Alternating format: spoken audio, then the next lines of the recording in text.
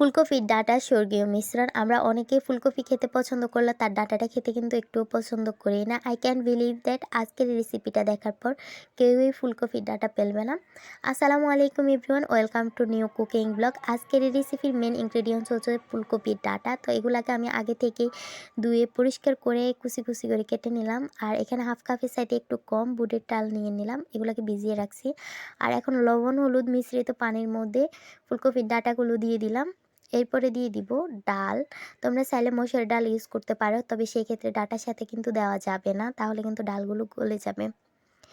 তা এখন এগুলাকে সিদ্ধ করে নিতে হবে। আমি প্রায় 8 থেকে 9 মিনিটের মতো এগুলাকে জাল করে নিছি।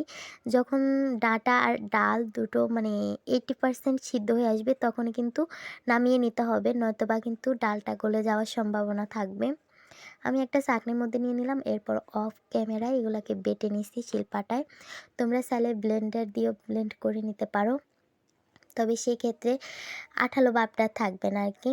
তো একটা প্যানের মধ্যে দিয়ে দিলাম সরিষার তেল। তেলটা গরম অবধি অপেক্ষা করতে হবে। তোমরা চাইলে এখানে সয়াবিন তেলটা ইউজ করতে পারো, আর তবে সরিষার তেলটা দিলে বেশ ভালো হয়।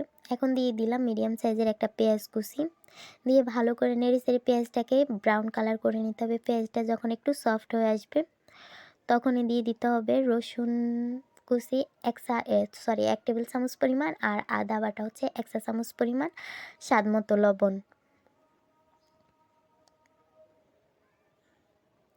দিয়ে 2 মিনিটের মতো এগুলাকে ভেজে নিতে হবে, যাতে আদা রসুনের কাঁচা ঘ্রাণটা দূর হয়ে যায়। আমি 2 মিনিটের মতো ভেজে নিয়েছিলাম। এরপর গুঁড়ো মশলা দিয়ে দিলাম, হাফ চা চামচ পরিমাণ হলুদ গুঁড়া, 1 চা চামচ পরিমাণ মরিচ গুঁড়া, আর হচ্ছে হাফ চা চামচ পরিমাণ হোমমেড মশলা গুঁড়া। এখানে ধনিয়া জিরা আর পাঁচফোড়ন আর কি জানি ছিল। এখন একটু পানি দিয়ে মশলাটাকে কষিয়ে নিতে হবে। মনে রাখতে হবে মশলা কষানোর সময় একটু পানি বেশি দেওয়ার চেষ্টা করবেন, কারণ এই পানি দ্বারাই মূলত সম্পূর্ণ রান্না কমপ্লিট করতে হবে। এরপর আর পানি দেওয়া যাবে না। তো ভালো করে মিশিয়ে ঢাকনা দিয়ে কয়েক মিনিট জাল করে নিলাম। তবে এর মাঝে কিন্তু কয়েকবার ঢাকনা সরিয়ে একটু একটু করে নেড়ে দিছি, নয়তোবা প্যানে লেগে যাবে। কাঁচামরিচ ফালি দিয়ে দিলাম, আর মিডিয়াম সাইজের 2টা টমেটো কুচি দিয়ে দিলাম। দিয়ে আবার একটু নেড়েচেড়ে মশলার সাথে মিশিয়ে নিলাম। এখন ঢাকনা দিয়ে সিদ্ধ করে নিতে হবে, টমেটোটা যতক্ষণ পর্যন্ত সুন্দরভাবে সিদ্ধ না হবে ততক্ষণ পর্যন্ত।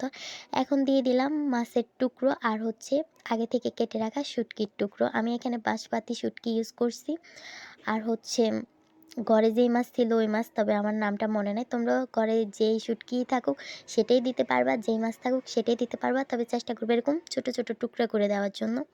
তো কয়েক মিনিট জাল করার পর দেখলাম যে মশলাটা একবারে সুন্দরভাবে কষে আসছে, মাছটাও সুন্দরভাবে সিদ্ধ হয়ে গেছে, শুটকির কোনো চিহ্নই নাই। এখন দিয়ে দিবে একটু লেবুর রস, যাতে শুটকির বাজে যে একটা স্মেল থাকে সেটা একটু দূর হয়ে যায়।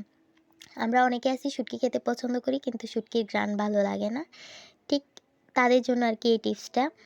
এখন দিয়ে দিলাম আগে থেকে বেটে রাখা ফুলকপির ডাঁটা এবং ডালের মিশ্রণটা, দিয়ে ভালো করে নেড়েচেড়ে মশলার সাথে মিশিয়ে নিতে হবে। তবে এখানে কোনোভাবে রেস্ট দেওয়া যাবে না, নয়তোবা প্যানের মধ্যে লেগে যাওয়ার সম্ভাবনা থাকবে। চেষ্টা করবেন একটু সময় ধরে ভালো করে নেড়েচেড়ে এই রান্নাটা কমপ্লিট করার জন্য। রান্না তো কিছুটা কমপ্লিট হয়ে আসছে, দিয়ে দিলাম এখন ধনিয়া পাতা।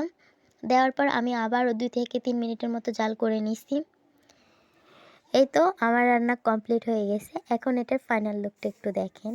মাশাআল্লাহ, সত্যি কথা বলতে যারা শুটকি খেতেও পছন্দ করে না তারাও কিন্তু এটার বিগ ফ্যান হয়ে যাবে।